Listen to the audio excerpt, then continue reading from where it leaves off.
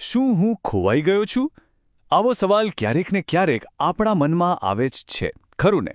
તો ચાલો આજે આ જ સવાલનો જવાબ શોધવા માટે એક મજાની સફર પર નીકળીએ.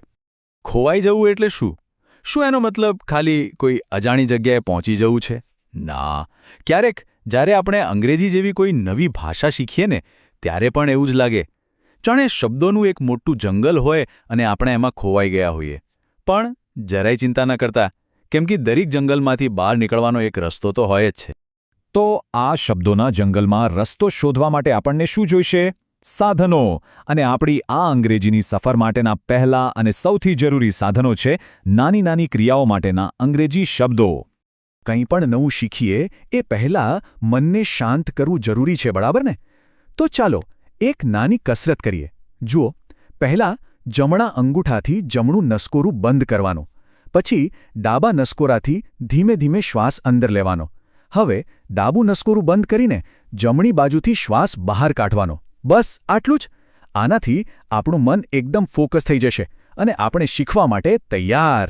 આપણી રોજની સામાન્ય ક્રિયાઓ માટે પણ અંગ્રેજીમાં કેટલા મજેદાર શબ્દો છે, જેમ કે ટ્વિસ્ટ યોર લેફ્ટ ઇયર, મતલબ કે ડાબો કાન આમવાળો. અને બીજું છે બ્લિંક યોર આઈઝ 8 ટાઈમ્સ, એટલે કે આંખોને 8 વાર પટપટાવો. આ તો જાણે રમત રમતા રમતા અંગ્રેજી શીખી રહ્યા હોઈએ એવું લાગે છે. અને હજી જુઓ, આ તો એનાથી પણ વધારે મજાનું છે. નોડ યોર હેડ વન્સ, એટલે કે 1 વાર માથું હલાવવું. અને યોન 3 ટાઈમ્સ, 3 વાર બગાસું ખાવું. જોયું? અંગ્રેજી સમજવું અને એનો ઉપયોગ કરવો એ ખરેખર એક રમત જેવું જ સરળ છે. સારો, તો શરીરની ક્રિયાઓ માટેના શબ્દો તો આપણને મળી ગયા.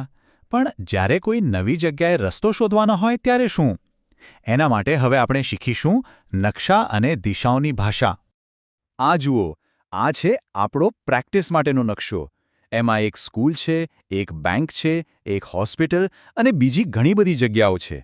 ચાલો આ નકશાનો ઉપયોગ કરીને દિશાઓ શીખવાની મજા માણીએ.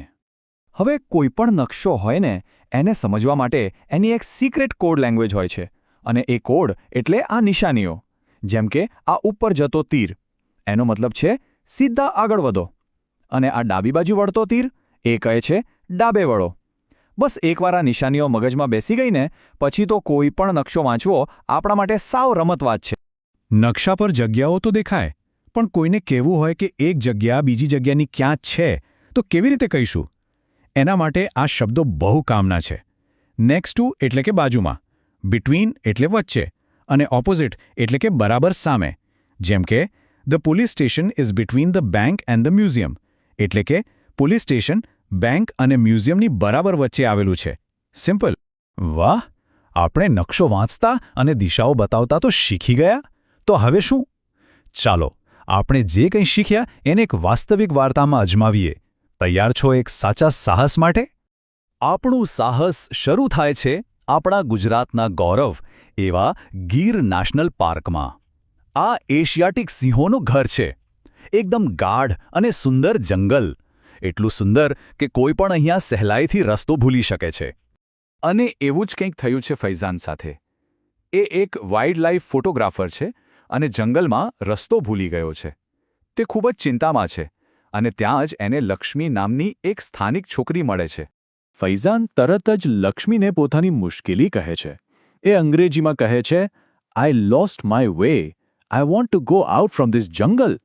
મતલબ કે હું રસ્તો ભૂલી ગયો છું અને મારે આ જંગલમાંથી બહાર નીકળવું છે. હવે અહીંયા મજાની વાત જુઓ. લક્ષ્મીને કદાચ અંગ્રેજી નથી આવડતું, એટલે પોતાની ભાષામાં ત્યાંના જાણીતા સ્થળોના નામ લઈને રસ્તો બતાવે છે. એ ભૂતિયો વડ અને રૂપાળું ડુંગર જેવા શબ્દો વાપરે છે. આના પરથી શું સમજાય છે? કે વાતચીત કરવા માટે ભાષા કરતાં પણ વધુ જરૂરી છે એકબીજાને સમજવાની ભાવના. ફૈઝાનને ભલે લક્ષ્મીની ભાષા પૂરી ન સમજાઈ, પણ એને લક્ષ્મીની આંખોમાં એક વિશ્વાસ દેખાયો. એને લાગ્યું કે આ રસ્તો સાચો જ હશે, અને એટલે એણે લક્ષ્મીએ બતાવેલા એ જંગલના કેળા પર ચાલવાનું શરૂ કરી દીધું. અને પછી આવે છે એ અદ્ભુત ક્ષણ. લક્ષ્મી ઉગમણે શબ્દ વાપરે છે.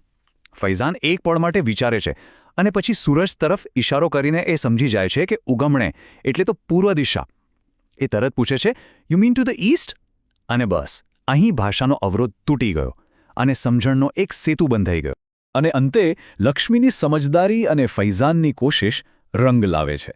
ફૈઝાનને જંગલમાંથી બહાર નીકળવાનો સાચો રસ્તો મળી જાય છે. બંનેના ભેગા પ્રયત્નો સફળ થયા. તો આપણું આ જંગલનું સાહસ અહીંયા પૂરું થયું.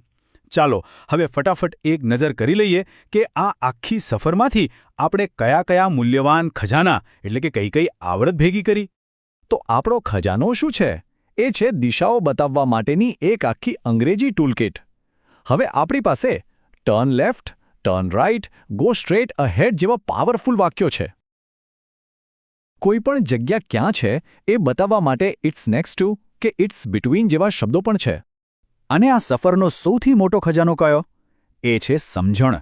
જેમ લક્ષ્મીએ ફૈઝાનને મદદ કરી, બસ એમ જ જ્યારે કોઈ એક વ્યક્તિ બીજાને મદદ કરે છે ત્યારે કોઈ પણ વ્યક્તિ ક્યારેય ખોવાયેલું રહેતું નથી.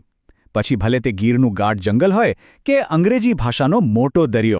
તો હવે જ્યારે આ બધા જ સાધનો આપણી પાસે તૈયાર છે અને આત્મવિશ્વાસ પણ છે, ત્યારે સવાલ એ છે કે અંગ્રેજી શીખવાની આ સફરમાં આપણું આગલું સાહસ આપણને ક્યાં લઈ જશે? વિચારતા રહેજો.